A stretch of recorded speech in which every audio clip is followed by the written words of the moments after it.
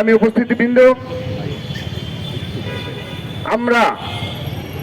আমি আমার বক্তব্যের শুরুতেই শহীদ উসমান হাদির আত্মার মাগফিরাত কামনা করছি এবং আবারও তার শোক সন্তপ্ত পরিবার বর্গের সদস্যদের প্রতি সমবেদনা জ্ঞাপন করছি এবং তার হত্যাকারীদের অবশ্যই আজকের মধ্যেই যেন আমরা জানতে পারি যে সেই হত্যাকারী কোথায় এবং কি স্টেপ নেওয়া হয়েছে সে বিষয়ে ছাত্রদলের দাবি রয়েছে, আমরা তা জানতে চাই। কিন্তু এই ঘটনা প্রবাহের মাঝেই আমরা দেখেছি বিগত ১.৫ বছরের অধিক সময়ে যে মবক্রেসি চলমান রয়েছে, ৫ আগস্ট পরবর্তী বাস্তবতায় একটি বিশেষ গোষ্ঠী যারা সোশ্যাল মিডিয়ার প্রপাগান্ডা বট বাহিনী এবং ইসলামের একটি অংশ, ইসলাম ধর্মের একটি অংশকে পুঁজি করে এবং যারা মবকে পুঁজি করে রাজনীতি করে, তাদের প্ররোচনায়, তাদের প্রত্যক্ষ ইন্ধনে ময়মনসিংহের ভালুকায় একজন পোশাক শ্রমিক, যিনি সত্যিকার অর্থে কোনো অপরাধ করেননি এবং ধর্ম অবমাননা করেননি, এমন কোনো কিছু করেননি বলে প্রতীয়মান হয়েছে, কিন্তু তাকে কে বা কারা একটি বিশেষ গোষ্ঠীর ইন্ধনে তার করুণ পরিণতি ঘটল। তাকে হত্যার পর প্রকাশ্য দিবলোকে ঝুলিয়ে আগুনে পুড়িয়ে দেওয়া হলো। কতটা হিংস্র, কতটা নৃশংসতা, সেটি ভাষায় প্রকাশ করার মতো নয়। এই বাংলাদেশ নিশ্চয় আমরা ৫ আগস্টে পরবর্তী বাস্তবতায় কখনো কল্পনাও করিনি। আমরা সেই সাথে আরেকটি ঘটনা, যেটি ভাষায় প্রকাশ করার মতো নয়, ৭ বছরের ছোট বাচ্চা আয়েশা আক্তার, যিনি তার পিতার কাছে এই আগুনে পুড়ে যাচ্ছে তখনও বাঁচার আকুতি জানিয়েছে, কিন্তু তার অসহায় পিতা বিএনপির নেতা, তিনি বাঁচাতে সক্ষম হননি। এই বাংলাদেশকে আমরা চেয়েছিলাম, আমরা এই বাংলাদেশ চাইনি।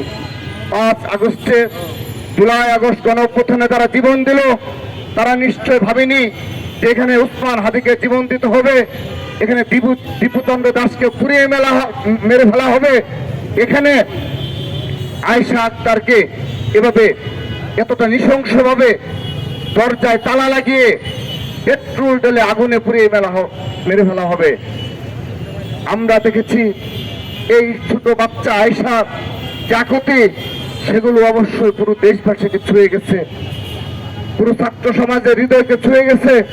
কিন্তু আমরা দেখি ছোট কোনো ঘটনায় একটি বিশেষ গোষ্ঠী এবং যারা বিদেশে অবস্থানরত রয়েছে, সোশ্যাল মিডিয়া অ্যাক্টিভিস্ট, যারা এই বাংলাদেশের সকল বিশৃঙ্খলার সাথে জড়িত, তাদের হৃদয়কে ছুঁয়ে যায় না এই ঘটনা। একটি ছোট কোনো ঘটনাকে তারা মিথ্যা অপবাদ কিংবা প্রপাগান্ডা কিংবা শুধুমাত্র কল্পনা প্রসূতভাবে তারা বিএনপিকে দায়ী করে অনেক ধরনের অপকর্ম ইতিমধ্যে সংগঠিত করেছে। কিন্তু একটি বিএনপি নেতার কন্যা সন্তান হওয়ার কারণে তাদের হৃদয় ছুঁয়ে যায় না।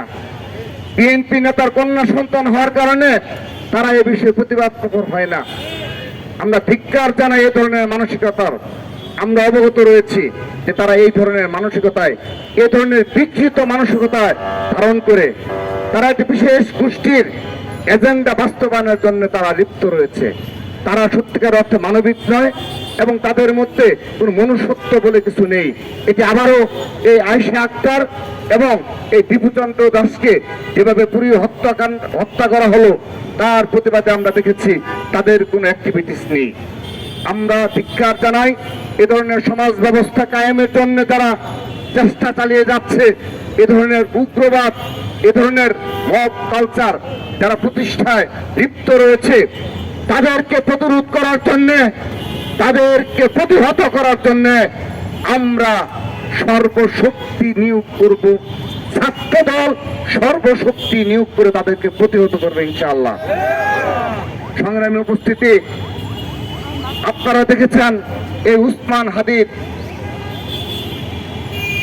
যখন প্রথম যেদিন শুক্রবার জুমা নামাজের পর তাকে হত্যার উদ্দেশ্যে কাপুরুষিত হামলা হলো, তার ঠিক পর আমরা দেখলাম সরাসরি আমাদের বিএনপি স্থায়ী কমিটির অন্যতম সদস্য মির্জা আব্বাস ভাইকে ইন্ডিকেট করে আকারে ইঙ্গিতে, আবার কেউ সরাসরি একটি বিশেষ সেই দীর্ঘ 1.5 বছর যাবৎ যারা এই দেশে বিশৃঙ্খলার সাথে জড়িত, বাংলাদেশের স্থিতিশীলতা অস্থিতিশীল পরিস্থিতি কায়েমের জন্য যারা লিপ্ত রয়েছে, তারা 5-10 মিনিটের মধ্যে তারা সোশ্যাল মিডিয়ায় স্ট্যাটাস দিয়ে দিল যে এর সাথে নাকি বিএনপি জড়িত।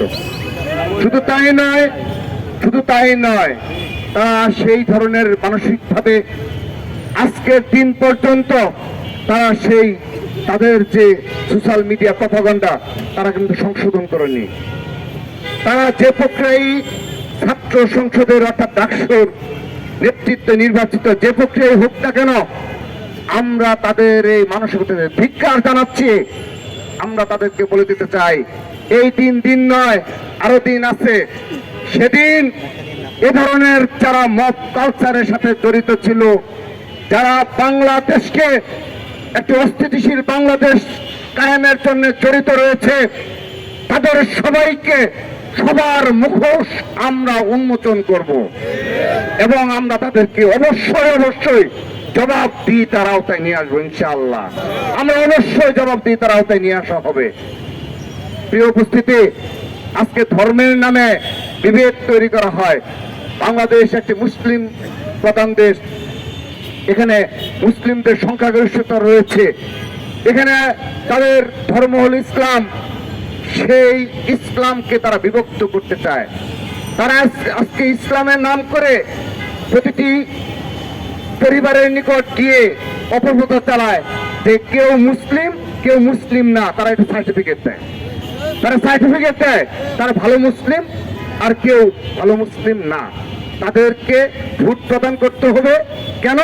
কারণ তারা ভালো মুসলিম, ভালো ইসলাম কায়েম করতে চায় এবং বাকি যে 40%, 50%, 60% ইসলাম ধর্ম অনুসারী তারা ভালো মুসলিম না। তারা বেহেশতে যাবে কিনা তারা সেটা সন্দেহ পোষণ করে। অর্থাৎ এভাবেই পুরো মুসলিম বিশ্বে আজকে বিভেদ তৈরি হয়েছে।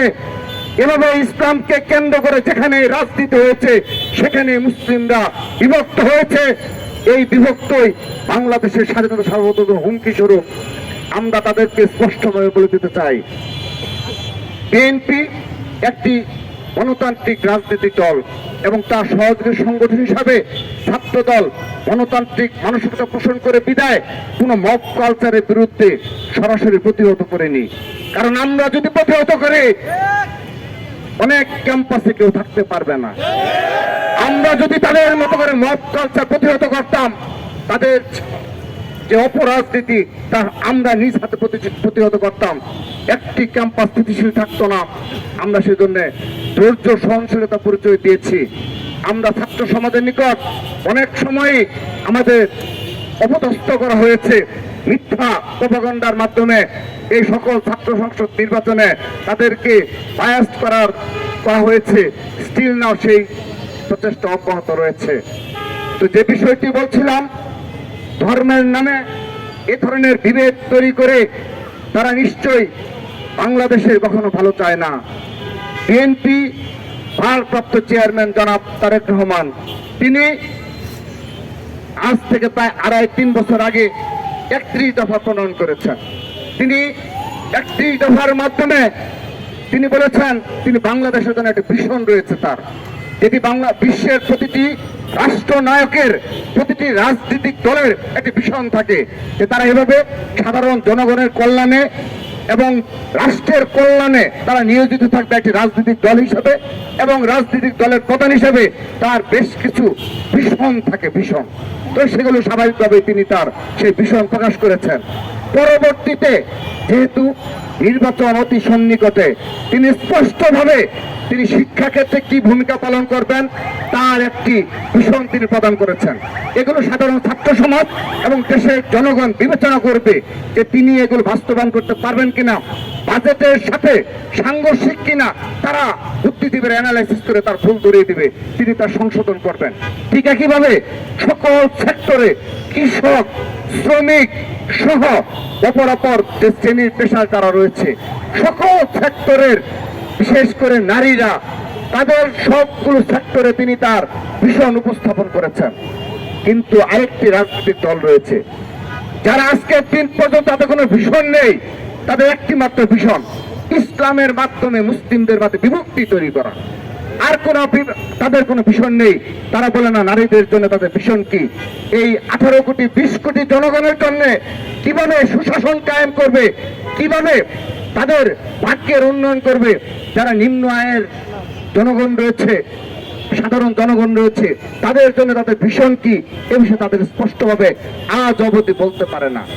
এ ধরনের বিভক্তিমূলক রাজনীতি যে খুনি হাসিনা যেভাবে এই রাষ্ট্রকে বাংলাদেশের স্বাধীনতা সার্বভৌমত্ব ধ্বংসের ধারপ্রান্তে নিয়ে গিয়েছিল, আজ ঠিক একইভাবে এ ধরনের উগ্রবাদ প্রতিষ্ঠার মাধ্যমে আবারও আমরা মনে করছি এই বাংলাদেশের স্বাধীনতা সার্বভৌমত্ব হুমকি স্বরূপ কার্যকলাপে লিপ্ত রয়েছে।